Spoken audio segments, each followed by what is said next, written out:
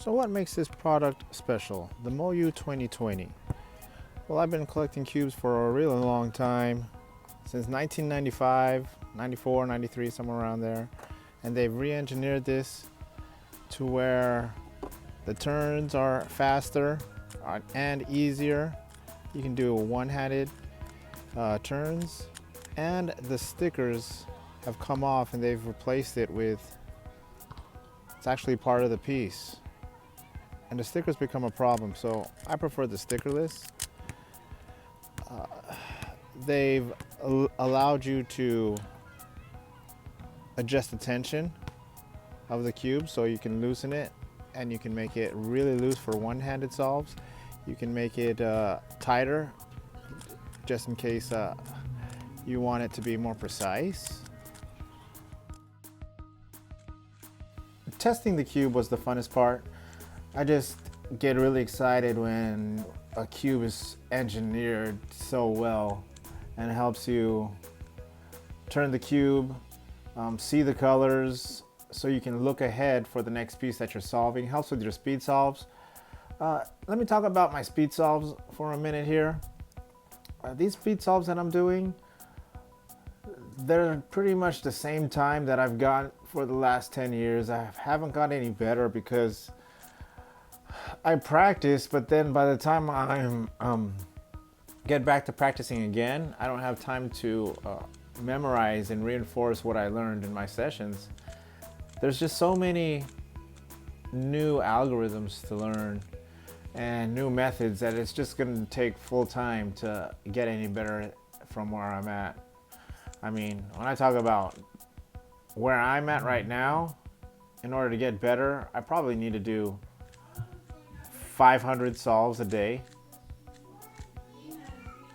How many do I do nowadays? Maybe three to 5 solves a day. If I want to get any better, I need to put in like 500 solves a day and memorize an algorithm each day. I just don't have the time for that these days. But nonetheless, I still love Rubik's cubing. I haven't been to a Rubik's Cube competition in a while.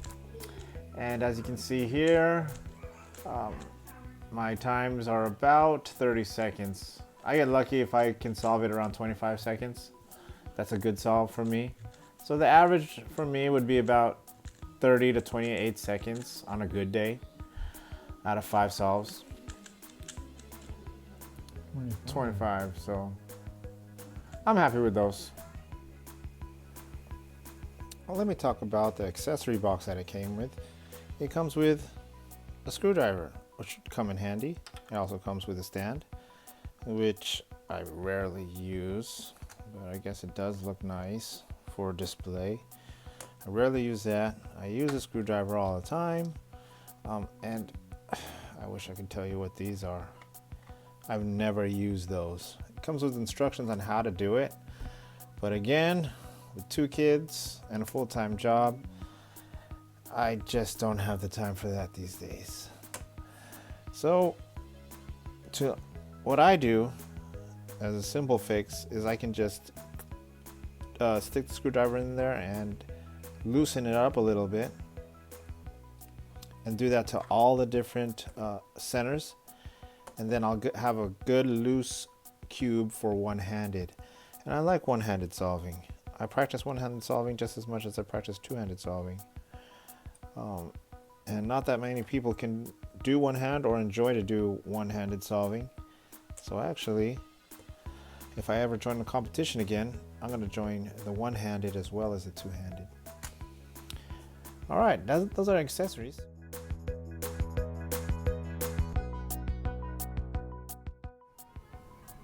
And if you ask me how they compare to the other cubes, especially the Rubik's Cube, the Rubik's Cube brand that you can find at Target, I'm trying to like that cube, but every time I pick it up, I just want to go back to this one. It's easier on your fingers, they won't be as sore. It's just so much easier and smoother to turn, the Moyu cube.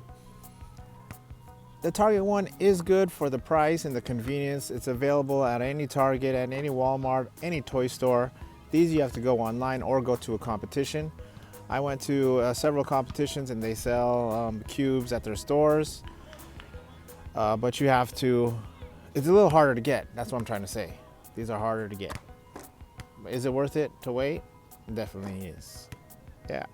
So we're in 2022 right now. I just bought this cube because I don't get a cube every year anymore like I used to. They just don't get that much better anymore. Once they started getting better, the amount they get better every year is so small, you can wait 3 to 4 more years before you find a new one. So why did I get this cube? Well, let me tell you a quick story. My daughter was just born. We take her out of the house. She's not potty trained yet. She was playing with my Rubik's Cube and she had an accident. And the cube got dirty. So I accidentally, or quote, air quotes, accidentally left it behind on the side of the road where we had to clean her car seat. And then I ended up getting a new one, and they're cheaper. This actually has magnets in it, and they're cheaper. And I'm not that big of a fan of magnets, but I'll go with it. If you suggest it to me, I'll go with it. To me, I don't think it's that big of a deal to have the magnets in there. I love the engineering of it. It's just a great cube. Suggested by J-Perm. So let's take a look at the quality of the cube. Let's take a close look. It's like a matte finish. It's not that slippery. It kind of is. It's smooth, but it's not so slippery where it keeps on falling out of your hands. It's like a matte, I would call it, matte finish. No stickers, and I love that because the stickers tend to peel, they tend to fade, and the bright yellow and the bright orange, you can tell those apart. You can tell apart the red and the orange, or the blue and the green. You can see the different colors at a glance, and that's going to be pretty important if you're under pressure during a speed solve. If those of you guys that want to do a speed solve, these pieces come out. You can just pop them out. It takes a little bit of force to get these out, but that's good. It doesn't come out that easily because you don't want your cube to pop. Just remember, when you put it back together, it might be unsolvable. You have to put it back together the right way that you took it out. Let's take a look at the craftsmanship of it. Those grooves in there probably help it. Whoever engineered it probably helps the cube from popping. That was a big problem when cubing started to get popular in the 2000s. Cubes popped, and during your solve, you'd have to put it back together, and your timer's still running. So this is how it's engineered. This is this core piece comes out too. Let's take a look at that.